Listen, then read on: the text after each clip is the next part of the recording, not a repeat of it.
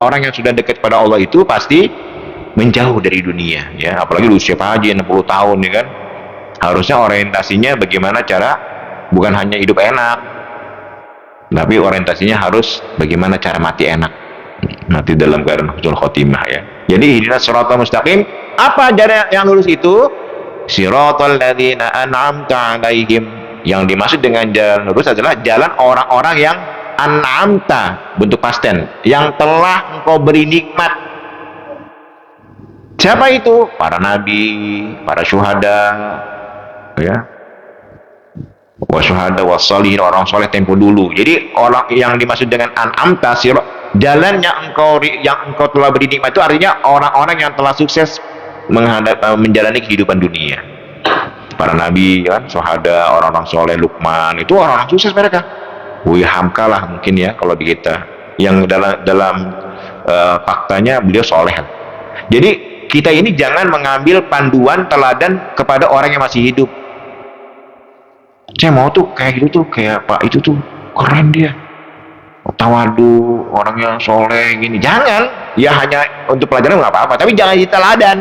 Karena kenapa? Karena kita dengan dia sama sedang menjalani kehidupan dunia. Belum tentu dia soleh, wafatnya husnul khotimah. Itu kan hanya proses usaha ikhtiar dia, kan.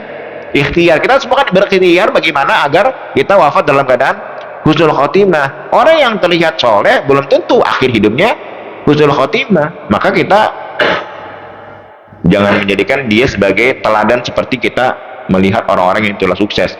Pelajarilah kehidupan misalnya Rasulullah seperti apa sih, kehidupan Siti Asiyah kalau yang perempuan, kehidupan Luqman, gimana sih mereka itu sukses loh menjalani kehidupan dunia, ya. Karena sirat ini luas masalahnya. Kan kadang-kadang gini Pak, bagaimana kalau misalnya kita sekarang kita ingin harapannya jalan lurus, tapi kadang-kadang kita sudah keluar, kan ada tol nih, kita suka keluar pintu tol mana gitu, terus nggak apa-apa keluar sedikit tapi balik lagi.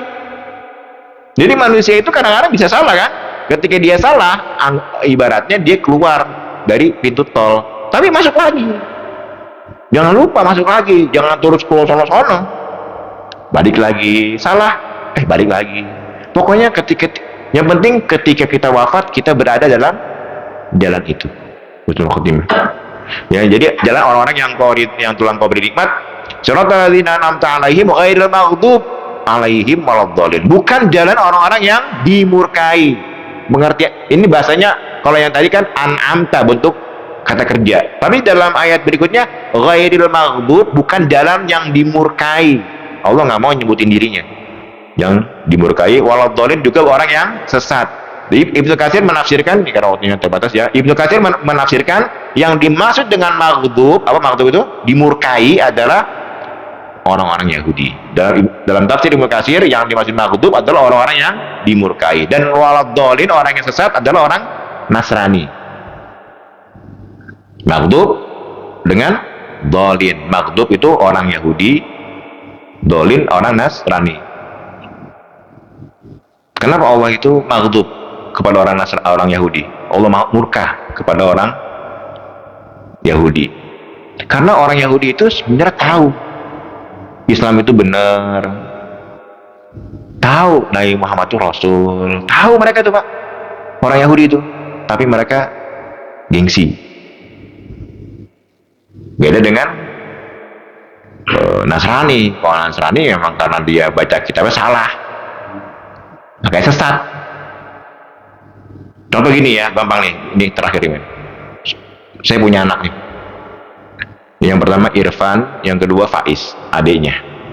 Suatu hari saya ingin lagi makan coklat, saya taruh di meja, saya bilang ada Irfan anak saya. Yang kedua lagi di kamar.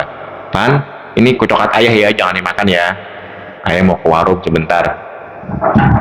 Jangan makan. Bilangin tuh adik kamu tuh di kamar, jangan diambil ya, ini coklat ayah loh. Saya ke warung. Pas pulang dari warung, saya lihat anak saya Irfan dengan Faiz lagi makan coklat saya. Padahal baru saya bilang tuh Irfan dengan adiknya. Kira-kira saya lebih marah ke Irfan apa ke adiknya? Tentu ke Irfan, ke kakaknya, karena adiknya kan di kamar tadi kan.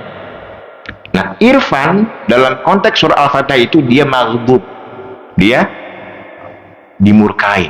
Kenapa? Dia tahu informasi, dilarang tapi dia melanggar.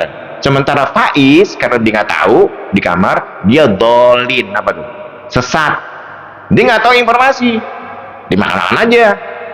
Nah, itulah gambaran orang Yahudi dengan Nasrani. Orang Nasrani itu dia sesat. Kenapa? Dia baca kitabnya salah, salah menafsirkan. Udah bener ayatnya begitu, tapi dia nafsirin ke yang lain, nafsirinnya, memahaminya.